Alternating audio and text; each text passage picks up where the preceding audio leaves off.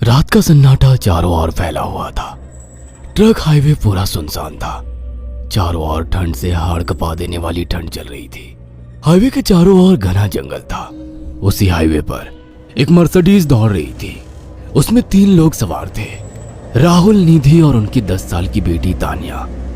राहुल अपने दोस्त सैफ के घर ईद की पार्टी में शामिल होने के लिए गया था और पार्टी करके घर लौट रहा था। निधि ने मुस्कुराकर ड्राइव करते हुए राहुल से कहा, कुछ भी कहो राहुल, आज तो ईद की पार्टी में मजा आ गया।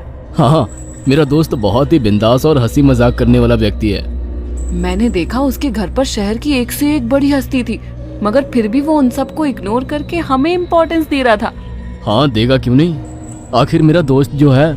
सच में राहुल, अमेरिका से इंडिया लौटकर बहुत अच्छा फील हो रहा है। वैसे तुम्हारा दोस्त सचिन अभी तक नहीं आया अमेरिका से? निधि की बात सुनकर राहुल चौंक कर बोला, ओह शिट यार, उसका फोन आया था कि वो इंडिया आ रहा है। उसने बोला था कि मुझे एयरपोर्ट पर पिक कर ले। निधि बहुत नाराज होगा वो। कोई बात नहीं, उससे बोल देना कि तुम्हें बिल्कुल याद नहीं रहा, और फिर तुम्हें सैफ की इनवाइट की हुई ईद पार्टी में भी तो शामिल होना था।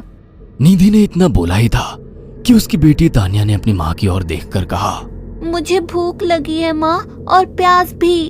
तानिया की बात पर निधि ने बुरा सा मुंह बनाकर उसकी ओर देखकर कहा, पार्टी में तो इतना खाया था तुमने, फिर भी भूख लगी है?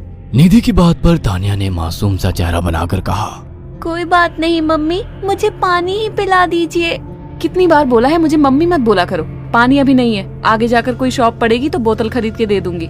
निधि की बात पर राहुल ने मुस्कुराकर कहा, छोटी बच्ची है निधि, इतना नाराज होना सही नहीं है। राहुल ने इतना कहा ही था कि अचानक एक काली परछाई राहुल की कार के सामने आकर खड़ी हो गई। राहुल के पैर अचानक ब्रेक पर पड़ गए। गाड़ी तेज रफ्तार में थी। ब्रेक अचानक लगने से पलटते पलटते बाल बाल बची थी।